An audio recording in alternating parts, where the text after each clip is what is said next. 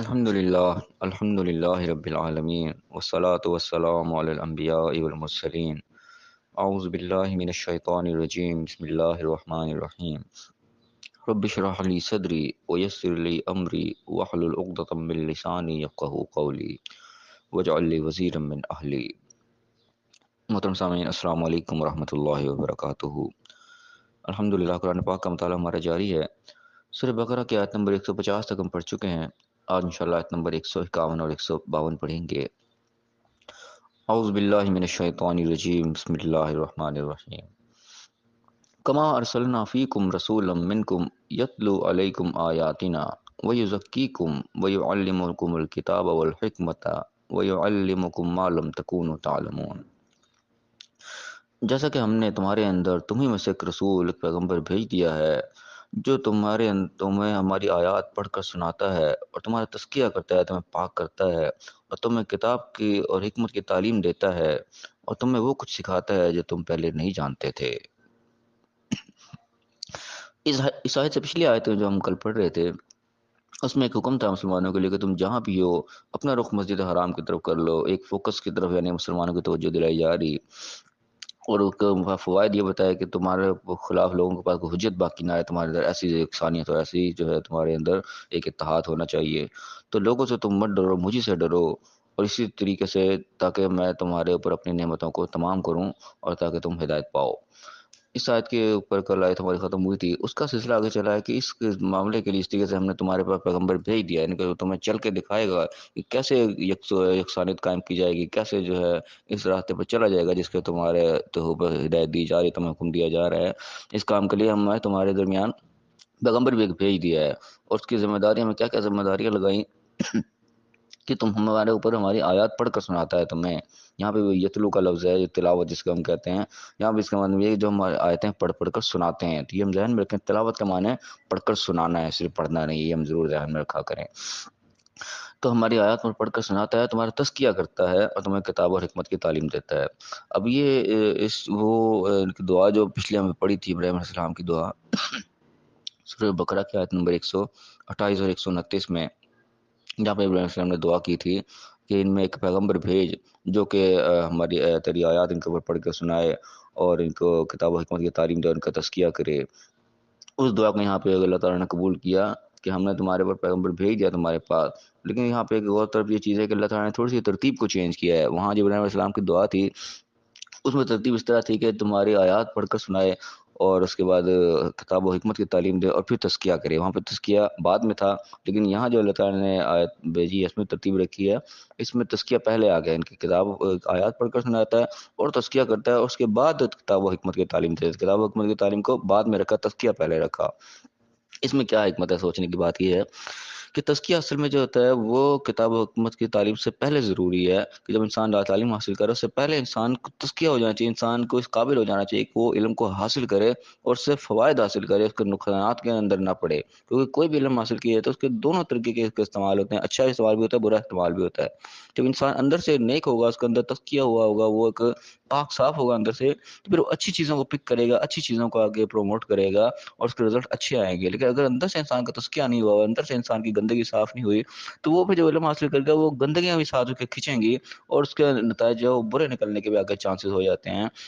مثال کے طور پر اس طرح بچے کو ہم اسکول میں داخل کرتے ہیں تعلیم حاصل کرنے کے لیے، اب بچہ جو ہے وہ تو تقریباً 1 ڈیڑھ سال کی عمر میں جو ہے وہ بولنا شروع ہو جاتا ہے، باتیں کرنا شروع ہو جاتا ہے 1.5 2 سال تک، لیکن جب بچے کو اسکول داخل کیا جاتا ہے وہ اسی ٹائم نہیں داخل کر دیتا، بچہ بولنا سمجھنا شروع ہو گیا تو اسکول میں داخل کرتے نہیں، وہ کم سے کم 3 4 سال کی عمر میں، 5 سال کی عمر میں جب بچہ تھوڑا سا لائق ہو جاتا ہے کہ ہاں وہ اسکول جائے، اس وقت کو اسکول داخل کیا جاتا ہے۔ تو یہ بیچ کا پیریڈ ہے کہ 1.5 2 سال جب وہ بولنا شروع ہو گیا، اس کے بعد 3 4 سال تک، 5 سال تک، یہ 2 3 سال کا بیچ میں پیریڈ ہے، یہ اس کے تزکیے کا پیریڈ ہوتا ہے۔ یہ اس دوران میں بچے کو جو سکھانا ہوتا ہے، جو بچہ گھر سے جو تربیت حاصل کرتا ہے وہ اس کا تزکیہ ہوتا ہے۔ تو اس دور کے دوران جب بچہ جو ہے وہ گھر میں اگر وہ اچھی تربیت پا گیا، وہ ان کے بچہ فرما بردار ہوا، اچھے تمیزدار ہوا، ماں باپ نے اس کو اچھے ادب و آداب سکھائے، تو اب وہ جب اسکول بھی جائے گا تو وہاں پہ ایک لائق اسٹوڈنٹ بن کے نکلے گا، وہاں پہ اچھے طریقے سے تعلیم حاصل کرے گا۔ لیکن اس دوران میں اگر بچہ گھر سے جو ہے وہ انتہائی شرارتیں سیکھ گیا، بس بھاگ دوڑ، مار پٹائی، اس قسم کی چیزیں گھر سے سیکھ گیا، کوئی تزکیہ نہیں ہوا، کوئی اچھا بچہ بنا کے نہیں بھیجا گیا، تو پھر اسکول کے اندر بھی وہ دنگا فساد کرے گا، وہ سیکھے گا بھی تو وہ بری چیزیں بیچ میں سیکھے گا، دوسرے لوگوں سے بری چیزیں اخذ کرے گا دوسرے بچوں سے، وہ ایک اچھا اسٹوڈنٹ ہی بن کے نکلے گا، بلکہ وہ ایک برا اسٹوڈنٹ بن کے جو ہے وہ باہر آئے گا۔ اسی طریقے سے جن لوگوں کا تزکیہ نہیں ہوا ہوتا، جو وقت ہم اپنے علماء کا بھی نظر ماریں،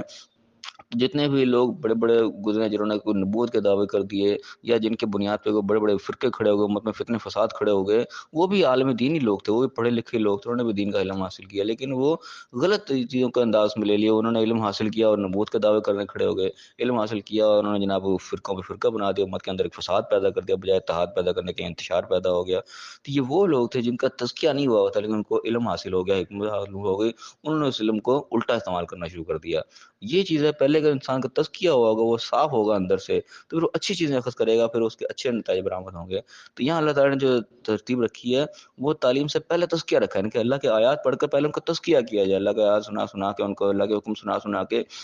ان کو اندر سے اتنا پاک صاف کر دیا جائے، ان کے اندر کا جو گند ہے وہ سارا کا سارا باہر نکال دیا جائے کہ وہ ایک اچھا انسان بن جائے۔ سب سے پہلے اس کے اندر اچھائیاں پیدا ہو، تزکیہ ہو جائے، اندر سے پاکیزہ ہو جائے، وہ سارا گند اس کا باہر نکل جائے۔ اب اس کو بھی جو تعلیم دی جائے گی، حکمت سکھائی جائے گی، اب اس کے فوائد ہوں گے، اب وہ اچھا انسان بن کے نکلے گا، وہ اچھے مثبت نتائج ہے اس کے دنیا کے اندر وہ مرتب ہوں گے۔ تو یہاں پہ اللہ تعالیٰ نے ترتیب جو اس حساب سے رکھی ہے کہ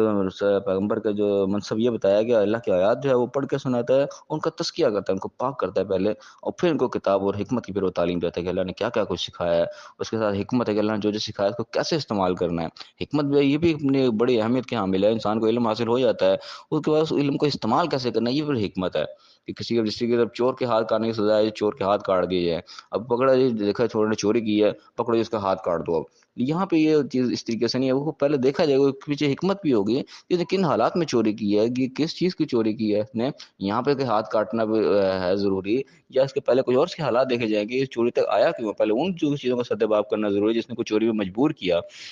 اگر وہ چیزیں پہلے کلیئر نہیں ہیں، اور وہ ایک اپنے روٹی کھانے کے لیے کسی کی اس نے روٹی چرا لی، وہ بھوک سے مر رہا تھا، اس لیے اس نے کسی کی روٹی چرا کے کھا لی، تو اس بنیاد پر کوئی ہاتھ نہیں کاٹ دیا جائے گا، یہ چوری تو کی ہے نا چلو ہاتھ کاٹو، نہیں، یہ پھر حکمت سے خالی ہوگا یہ عمل، جو ہے کہ بس پکڑا اور اس کا عمل کا درآمد کر دیا۔ اس عمل کرنے سے پہلے اس کے پیچھے حکمت بھی ہونی چاہیے۔ یہ حکمت اور علم جو ہے نا، کہ کس چیز کو کہاں استعمال کرنا ہے، اس چیز کو حکمت کہا جاتا ہے، کہ علم کے ساتھ حکمت بھی بہت ضروری ہے، حکمت نہیں ہے تو علم بھی جو ہے وہ نقصان دہ ہوتا ہے، شروع ہو جاتا ہے۔ تو جگہ جگہ جو ہے علم کے ساتھ حکمت کے جو ہے اللہ تعالیٰ نے بات کی ہے، یہاں بھی وہی چیز یہ آ رہی ہے کہ اللہ کتاب کا علم سکھاتا ہے، ساتھ میں حکمت سکھاتا ہے ان کو، اور پھر وہ کچھ سکھاتا ہے، وہ علم حکم جو کچھ تمہیں سکھاتا ہے، معلوم تکون تعلم، جو تم پہلے جانتے ہی نہیں تھے، وہ یعنی کہ اعلیٰ اخلاق اور اقدار اور ادب و آداب، وہ چیزیں تمہیں سکھائی ہیں، معاشرے میں رہنے کے طور طریقے جن سے تم پہلے واقف ہی نہیں تھے، جہالت کا دور تھا، مار پٹائی کا دور تھا، دشمنیوں کا دور تھا، ان چیزوں کو جو ہے سدھارا، یہ منصب یعنی کہ